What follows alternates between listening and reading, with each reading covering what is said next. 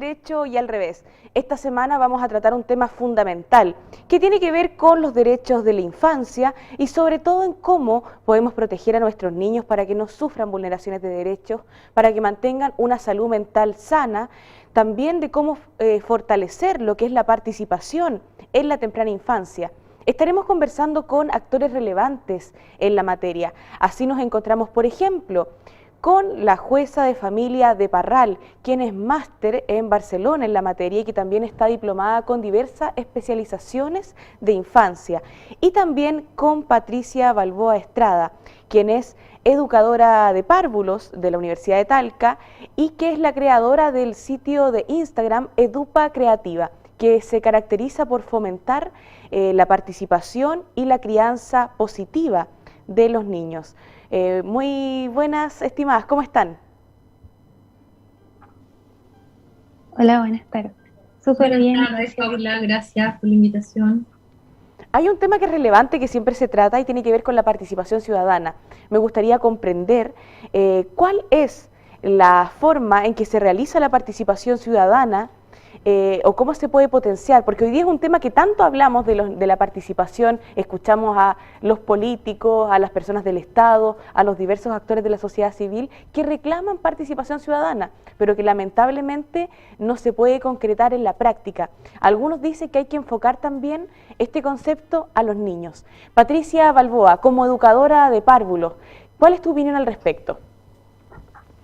Bueno, como mencionabas, tienes razón en esto que tiene que ver con la participación ciudadana cuando nos cuestionamos el por qué no existe mucha participación de parte de las personas. Pero como menciona, esto parte desde la infancia en cómo la fomentemos y potenciemos tanto educadores como familia. Y en esto tiene que ver en considerar y escuchar a los niños y niñas los intereses que ellos tengan, las opiniones, las ideas. Hace un tiempo mencionaba actividades que podían potenciar esto que tiene que ver con convivencia y ciudadanía dentro de la educación parvularia, para potenciar esta participación en donde a través de actividades podemos hacerlo escoger cuáles son sus intereses o que ellos y ellas nos hagan saber qué les gustaría hacer o a través de qué. Esta puede ser algo tan simple, sin embargo, estamos considerando las opiniones y sus ideas, por lo que se parte desde ahí, es la base para seguir con esto de la participación y así tener después, adultos que sean participativos dentro de una sociedad. Perfecto. Entonces se puede generar una participación desde la temprana infancia. ¿Y de qué forma puede ser práctico que para los papitos que nos están viendo en la casa ir potenciando esa participación? Desde la familia tenemos diferentes opciones igual que podemos hacer con los niños y niñas. Es similar un poco al trabajo que realizan los educadores en el aula, en donde también los podemos hacer escoger. Algo tan simple como qué fruta vas a querer hoy o con qué quieres jugar hoy, ya los estamos haciendo reflexionar y analizar los intereses que ellos tienen y qué desean utilizar en ese momento. Estos hábitos o estas actividades hacen que nosotros potenciemos esto de la participación, en donde ellos se cuestionen lo que desean, lo que no desean o por qué les interesa un poco más. Podemos conversar con los niños y niñas, ya quieres esto, pero ¿por qué? ¿Qué te gusta? Y ahí mediar y hacer preguntas para también invitar a reflexionar a los niños y niñas y potenciar este pensamiento crítico que es súper relevante después para la participación ciudadana. Perfecto. Hay un tema que es fundamental, que tiene que ver con la vulneración de derechos, porque también la participación ciudadana sirve, porque si, como bien escuchábamos acá a nuestra educadora de párvulo, uno va preparando y va generando opinión respecto de ciertos temas con los niños para que estos también vayan manifestando lo que sienten y lo que les va pasando.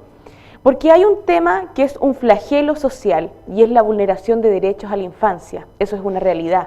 No tan solo del punto de vista de la violencia, sino que también muchas veces desde el abuso y desde otras acciones que son lamentablemente muy peligrosas, conflictivas y aberrantes cuando se producen en la primera infancia. Hoy día también estamos con la jueza de familia de Parral, Paula Villalobos, quien desde su especialidad, su máster en Barcelona y todo lo que ha estudiado, también desde la práctica ha podido constatar estas vulneraciones de derechos en la infancia y lo que se provocan. Me gustaría, Paula, que nos comentaras desde el ejercicio profesional y desde el estudio, cómo ha sido esta verificación de la existencia y la vulneración de los derechos en los niños y en los adolescentes. Bueno, buenas tardes a todas, gracias por la invitación. Bueno, estamos en un contexto en que podemos afirmar, y lo puedo hacer en base a evidencia, que nos encontramos en una crisis en materia de infancia en cuanto a la efectivización de los derechos humanos de los niños, niñas y adolescentes. Las Naciones Unidas en el año 2018 emitió un informe respecto de la situación de los niños, niñas y adolescentes que se encuentran institucionalizados en diversas residencias administradas directa o indirectamente por el Servicio Nacional de Menores, SENAME, en donde se hace una declaración que en Chile hace más de 40 años se está violando de manera grave y sistemática los derechos humanos de los niños ingresados en residencias SENAME. A partir de ahí, el Estado de Chile ha asumido algunas obligaciones que debe cumplir, pero la verdad es que constatando el cumplimiento en la práctica de estas obligaciones, lo cierto es que nos queda un largo camino por recorrer para dar protección a los niños, niñas y adolescentes. Pero en este punto me gustaría hacer mención de que cada uno de nosotros en nuestras villas, en nuestras poblaciones, en nuestros colegios, en cada lugar en el que nosotros nos movilizamos, somos garantes de derechos de los niños, niñas y adolescentes. ¿Y qué significa eso? Significa que nosotros podemos promover y proteger los derechos de los niños. Y aquí me gustaría mencionar que los niños, niñas y adolescentes son sujetos de derechos, tal como lo somos nosotros los adultos. Por lo tanto, cuando uno se cuestiona respecto de cuáles son los derechos que tienen los niños, son los mismos que tiene usted como adulto. Tiene derecho a la salud, a la educación, tiene derecho el niño particularmente, a tener actividades lúdicas, de juego, de esparcimiento, de ocio, tiene derecho a la vida, a su integridad física y psíquica, tiene derecho a vivir en un ambiente libre de toda forma de violencia. Y aquí me gustaría hacer hincapié que UNICEF en el año 2018 entregó cifras en relación con nuestro país, señalando que el 71% de los niños, niñas y adolescentes en nuestro país son víctimas de malos tratos al interior de sus propias familias, o sea, por sus propios progenitores. Específicamente señala el informe que el 71% de los niños, niñas y adolescentes declaran ellos haber sido víctimas de algún tipo de violencia por parte de su padre y o madre. Esto puede ser violencia física o psicológica. Por lo tanto, aquí cabe un rol relevante del respeto de los derechos fundamentales de los niños y niñas, y haciendo un enlace con lo que señalaba Patricia previamente en cuanto a la participación. Ahí tenemos un derecho que está consagrado en la Convención de los Derechos del Niño, que es el derecho a ser oído o escuchado y a participar en los asuntos que le competen directamente al niño. Muchas veces quienes trabajamos en infancia decimos, no, nosotros trabajamos en la infancia o por la infancia, pero nunca trabajamos con la infancia. ¿Dónde están los niños? Por ejemplo, aquí hubiese sido importante que tuviésemos la opinión de un niño en relación con estos temas, o podríamos invitarlo en alguna otra oportunidad a los propios niños a dar su opinión y su participación en esto. Eso quería entregarte preliminarmente respecto al tema que me preguntas. Un tema fundamental también, y a propósito de la importancia de este programa especial de los derechos del niño e infancia, es recalcar también el apoyo que debe existir tanto de la familia como de la comunidad que está más cercana a la crianza de los niños para que ellos se puedan desenvolver de una buena forma. Saludamos con mucha alegría a Eugenia Lampurlanés, psicóloga de la Universidad Católica del Maule, la cual también ejerce profesionalmente en OSIMEDENT. prestando atención y ayuda principalmente a niños y adolescentes. Me gustaría saber desde tu perspectiva, Eugenia, ¿qué es lo que tú nos puedes recomendar, ya que nos encontramos en un momento bastante difícil de pandemia, en un momento en donde muchas veces los papás que nos están viendo en la casa les cuesta volver a relacionarse con los hijos porque cambió la dinámica? Ya no es la dinámica que vuelven del colegio, que tomamos once, que los duchamos y los acostamos. Ahora tenemos que estar pendiente, atento, todo el día. ¿De qué manera tú nos puedes dar algún tipo de salvavidas o algún tips para que los padres o las personas que tienen la crianza de los menores puedan sobrellevar de mejor manera esta crisis sanitaria? Hola, primero, bueno, saludarlas a todas. Retomando, yo creo, lo que estamos conversando acerca de la protección de los niños, los derechos. Bueno, yo ahora sí ejerzo, digamos, de forma particular, pero yo trabajé 11 años, hasta este año estuve trabajando en colegios. Entonces ahí uno también ve bastante desconocimiento acerca de lo que es la protección de los derechos del niño, y también uno observa mucho la vulneración de los derechos. Y es importante, bueno, ahora que estamos en pandemia y todos estamos viviendo en familia, en casa, digamos, se ha transformado en la dinámica muy distinta. Cuando uno trabaja o habla de maltrato, por lo general las familias tienen la idea de que maltrato es golpear. Entonces, la gama es amplia, ¿cierto? Si hablamos de maltrato, podemos hablar de negligencia, de no brindar los cuidados, tanto en higiene, cuidados de la protección emocional de los niños. El dejarlos de lado, eso ya es maltrato. No tan solo el grito, el insulto y el golpe. Entonces también es importante que nos demos cuenta que ahora que estamos en casa la mayor parte del tiempo, promovamos los buenos tratos, promovamos la convivencia saludable en el hogar. Eso es lo principal. Si bien los niños, también como se mencionó anteriormente, ellos tienen voz, ellos tienen opinión. No por ser niños saben menos o entienden menos. Entonces el diálogo es fundamental, sobre todo ahora que claro, pueden surgir conductas o expresiones de la conducta un poco disruptivas por lo mismo, por el encierro, por no seguir con nuestras rutinas cotidianas como el colegio, salir de casa, ir, volver. Entonces es necesario contener mayormente a los niños, comprenderlos dentro de lo que es su conducta. Son sujetos que están aprendiendo. Nosotros debemos modelar la conducta. Si yo quiero que un niño se porte bien en casa, que me haga caso, yo también tengo que ser una persona que lo pueda guiar por el buen comportamiento. Yo no le puedo gritar, yo no lo puedo controlar. En el fondo, cuando yo me descontrolo, salgo a mis cosillas como papá, estoy evidenciando que como papá estoy fracasando en el fondo, porque no soy capaz de regular, de contener desde el amor, desde el diálogo. Y eso es lo que importa hoy en día, que estamos más tiempos encerrados, además de tips que uno puede entregar de que sigamos rutina, de que sigamos el orden. Tiene mucha importancia el que podamos conversar con ellos, el saber cómo se sienten, cuáles son sus necesidades. Están más solos, no comparten con otros niños como era anteriormente. Entonces es muy importante que nos comuniquemos con ellos, que eduquemos desde las emociones, que comprendamos también y validemos lo que sienten. Y de ahí vamos a ir forjando digamos, la buena convivencia y la sana comunicación en el hogar, y vamos a ayudar en todo esto de la salud mental, que es tan importante hoy en día. Muchas gracias. Paula Villalobos, es muy complejo el tema de cuando, por ejemplo, tenemos algún tipo de vulneración de derechos de un niño, cuando hay algún tipo de denuncia o algún tema de violencia intrafamiliar.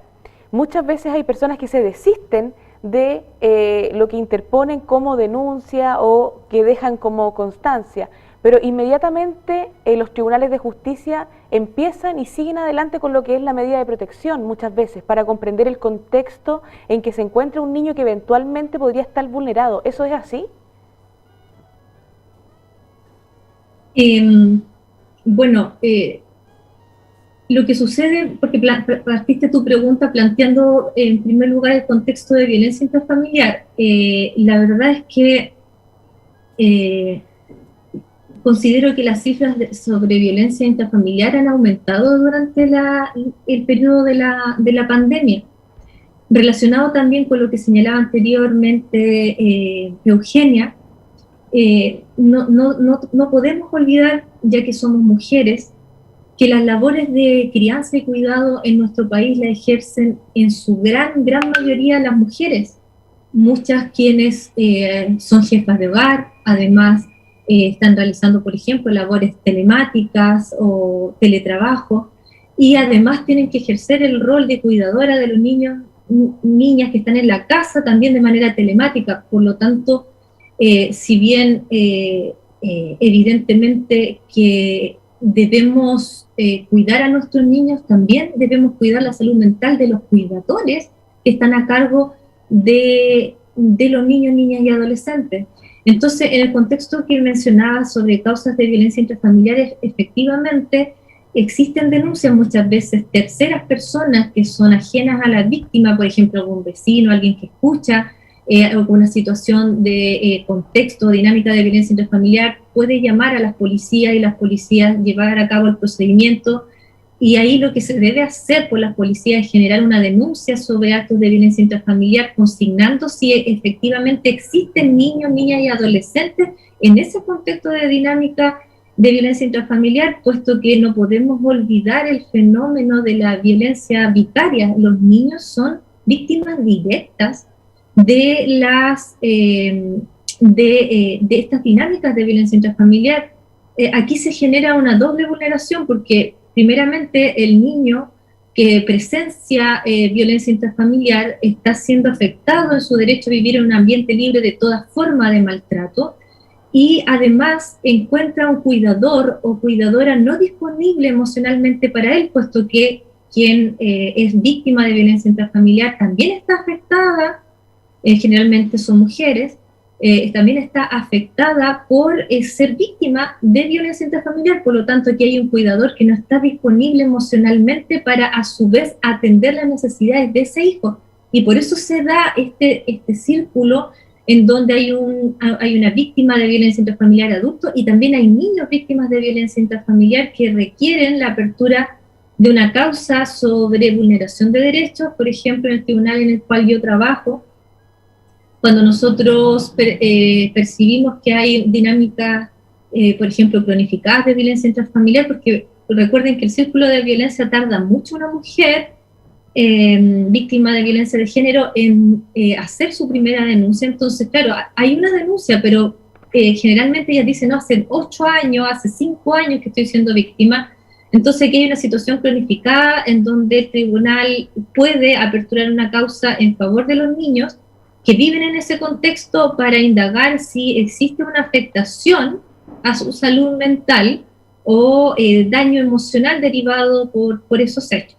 Entonces, eso es como en términos generales ese contexto que tú me preguntabas, Paula. Perfecto. Y en el caso aquí me gustaría escuchar la opinión tanto de Patricia como de Eugenia. Se entiende que tenemos que ser garantes de los derechos de los niños, pero ¿qué pasa, por ejemplo, cuando en un jardín infantil o en una escuela se pesquisan las vulneraciones de los derechos de los niños? ¿Existirá, según su expertise, según su práctica, algún método? ¿O hoy día más que nada es la buena voluntad de las personas que se encuentran en los establecimientos educacionales el poder profundizar si es que realmente algún niño está sufriendo algún tipo de flagelo de violencia o de vulneración? Ahí adelante, la que quiera comenzar. Ya desde la perspectiva de educación parvularia, es nuestro deber como educadoras o cualquier persona que participe de la comunidad educativa denunciar este tipo de acontecimientos, ya sean abusos, maltrato, negligencia, como mencionaba Eugenia, ya que el maltrato es una palabra muy amplia, tiene que ver con muchos aspectos, en donde también hablaban de las emociones. La educación emocional debe estar presente para que los niños y niñas puedan expresar lo que les está pasando. A esto quiero añadir que la educación en sí necesita de muchas herramientas para poder utilizarlas al momento de que se requiera, como son denunciar algún tipo de abuso. Que las docentes tengan estas herramientas, qué debo hacer, cómo debo actuar. Si bien en los jardines o los colegios existe un protocolo a seguir, es muy importante que sepan cómo llevar a cabo esto, cómo seguir el procedimiento cuando ya el niño o niña vuelve a la sala, cómo podemos llegar a los niños y niñas para conocerlos un poco más, para saber cómo son sus vidas, qué está pasando, e independiente si son bebés, ya que muchas veces en sala cuna, ya, pero ¿cómo voy a conversar con el niño? A esto voy con que faltan herramientas para los educadores, ya que existen programas que aún no la pueden capacitar para poder potenciar y fomentar esta comunicación con los niños y niñas, ya que independiente que sean bebés, hablen o no hablen, ellos se están comunicando desde temprana edad, ya sea a través de gestos, en donde ellos nos quieren comunicar algo. Si nosotras tenemos las herramientas para poder entenderlo, quizás vamos a poder prevenir muchas situaciones. Muchas gracias, Patricia. Paula, dime. Si me permites complementar digamos, la información que está entregando Patricia, no hay que olvidar que el Código Procesal Penal en el artículo 175 establece que la denuncia por este tipo de hechos es obligatoria y señala expresamente que los directores, inspectores y profesores de establecimientos educacionales de todo nivel deben efectuar este tipo de denuncia cuando ven hechos vulneratorios de derechos de niños, niñas y adolescentes en el contexto educacional. Y no solamente en ese contexto, también los jefes de establecimientos hospitalarios, de clínicas particulares, odontólogos, en farmacias, en ramas relacionadas con salud que pesquisen hechos de este tipo, también están obligados a hacerlo, como asimismo los empleados públicos.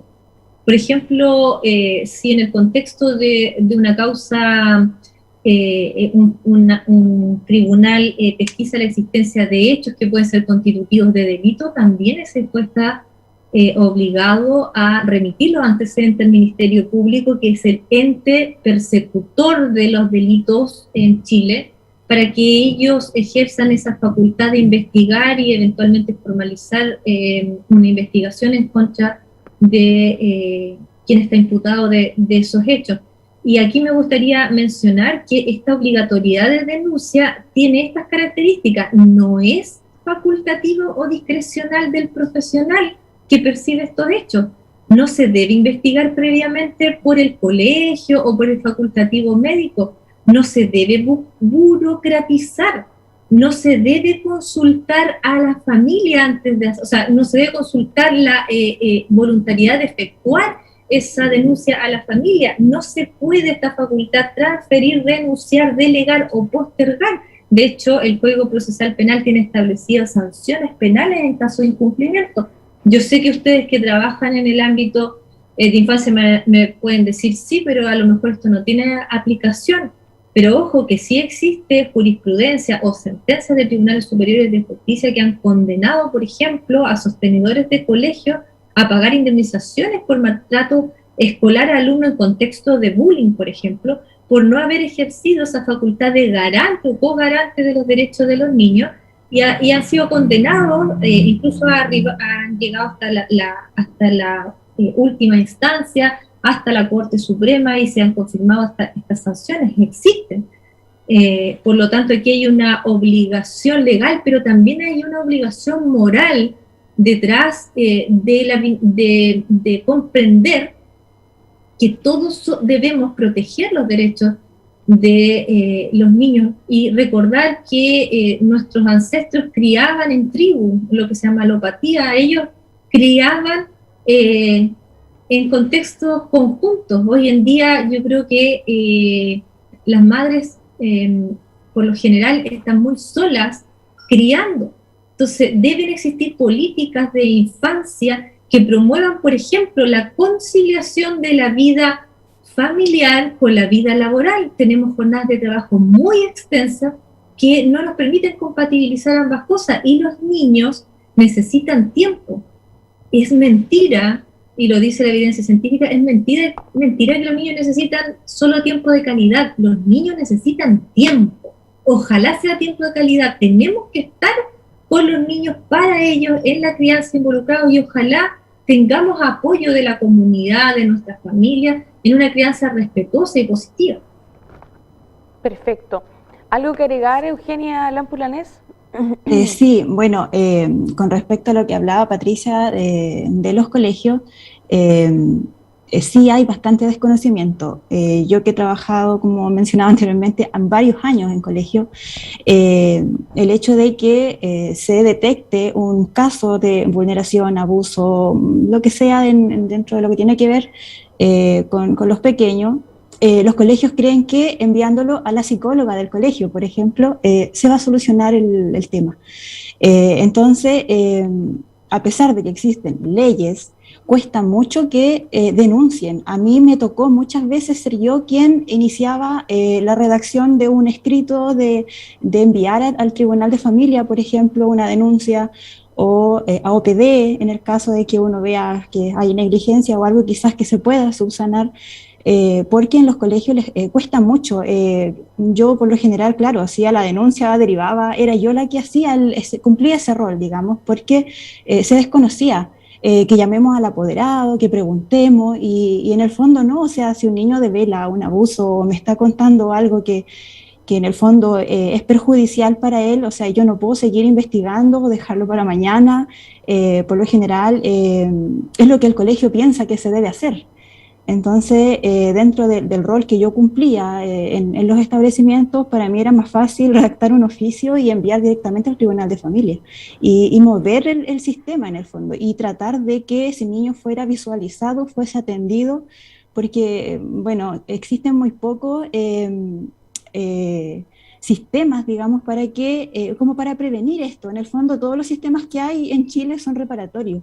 Entonces, cada vez que vamos a trabajar vulneración de derechos, trabajamos cuando ya el tema ya es grave, ya hay quizás vulneraciones aberrantes, donde nosotros lo que hacemos es reparar, cuando quizás la solución sería educar desde mucho antes, trabajar con familias, con la comunidad y trabajar desde la prevención. Pero en Chile lo que más se ve es, o sea, es la denuncia y es el abordaje del caso cuando ya es grave, es gravísimo, y tratamos de reparar, pero en el fondo quizás eso no es tan efectivo porque ese niño, esa infancia ya fue dañada. Conceptos importantes que estamos tratando en Al Derecho y al Revés, por las pantallas de Canal 5 de Linares.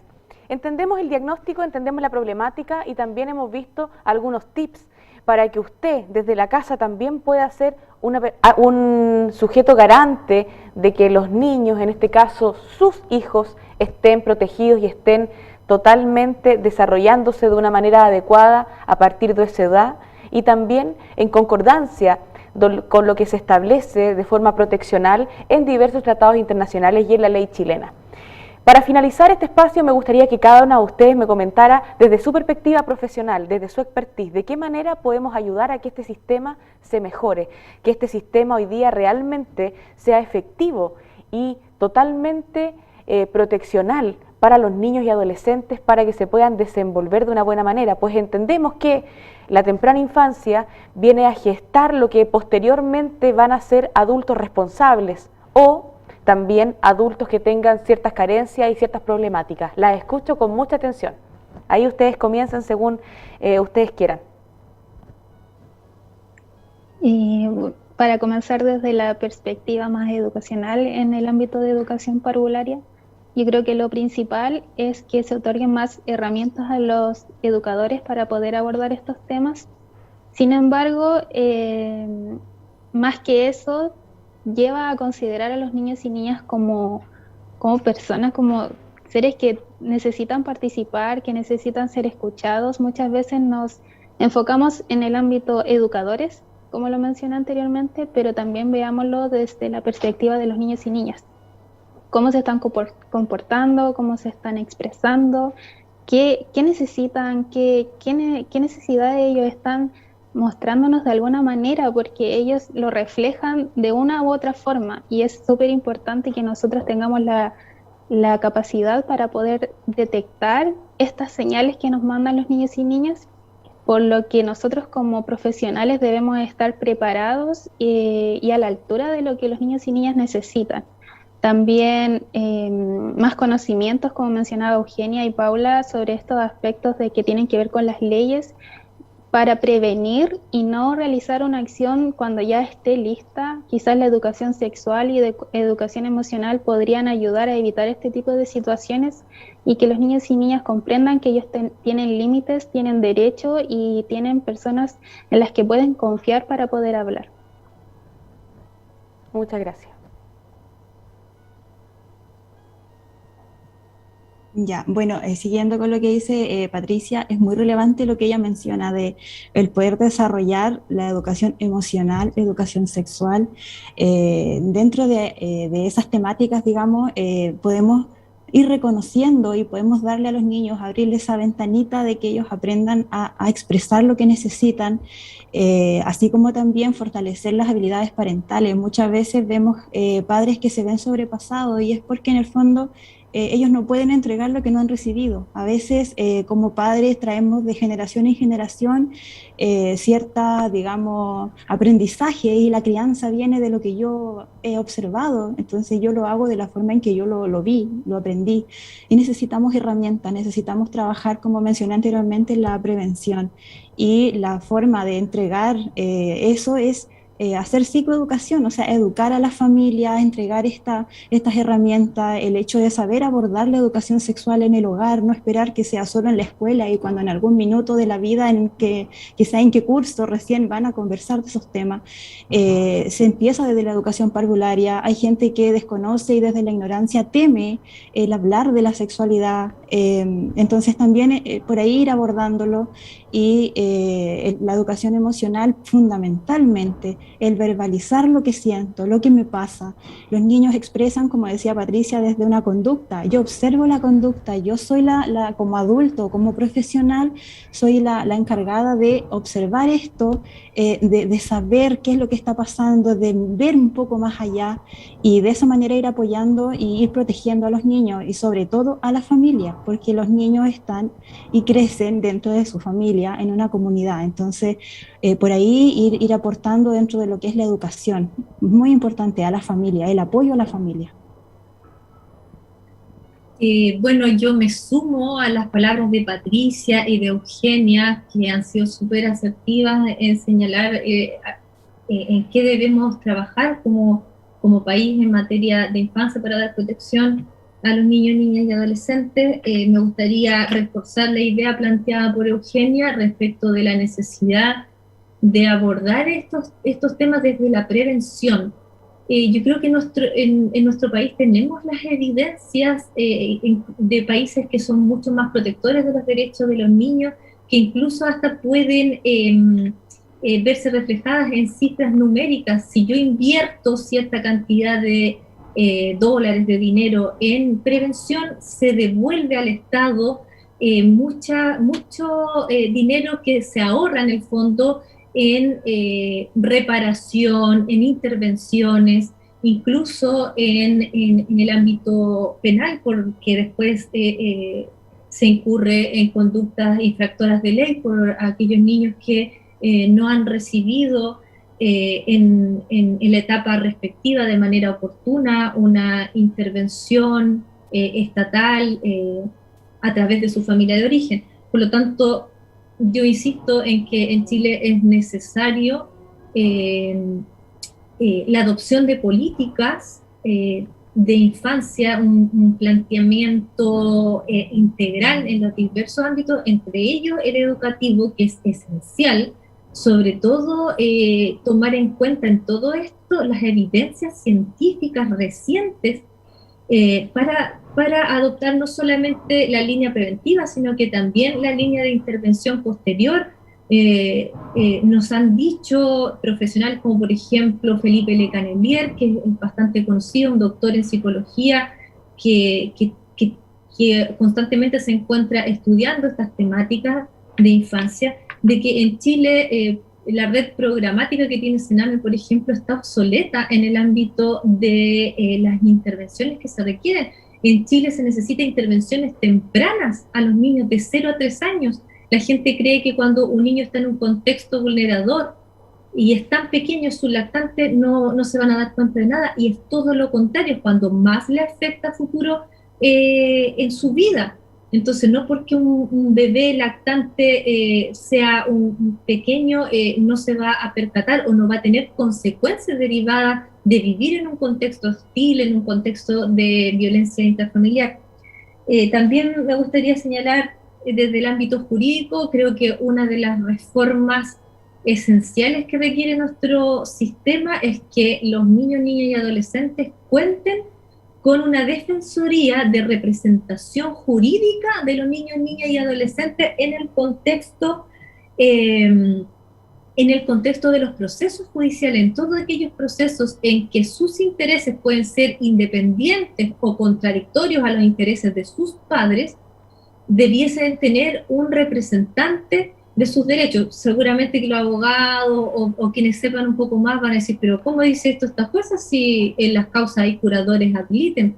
Sí, pero yo me refiero a abogados especializados con estándares internacionales en materia de representación jurídica, que sean dependientes de un órgano autónomo, independiente, no dependiente precisamente del servicio. Por ejemplo, Sename tiene programas de representación jurídica de niños, pero Sename también es parte interesada del proceso.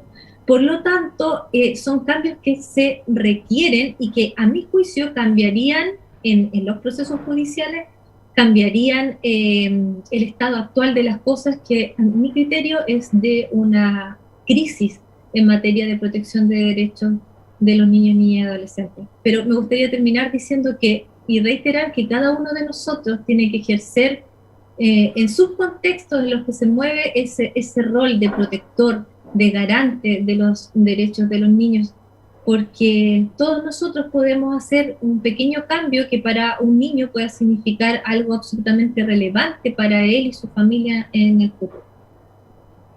Muy agradecida de su tiempo y sobre todo de compartir acá con todos quienes ven el Canal 5 de Linares su apreciación profesional respecto a un tema tan fundamental como es el tema de los derechos de los niños y la protección a la infancia.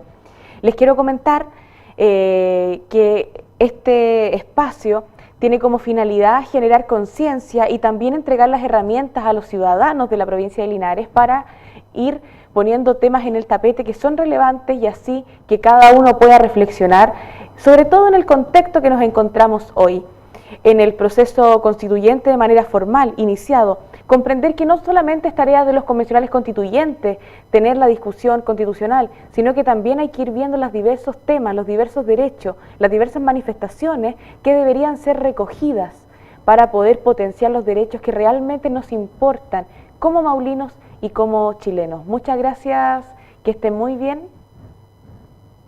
Gracias a ti. Gracias, Eugenia, Patricia, y al programa por habernos invitado. Sí, muchas gracias por la invitación. Gracias. Reitero las gracias de las chicas. Y usted manténgase en sintonía siempre, todas las semanas, al derecho y al revés. Con mucho compromiso entregamos este programa visibilizando también las personas que son actores relevantes en nuestro Maule Sur. Hoy día nos acompañó la jueza de familia de Parral, una psicóloga especialista en infancia y también una educadora de párvulos, todas mujeres del Maule Sur. Que estén muy bien, nos veremos la próxima semana.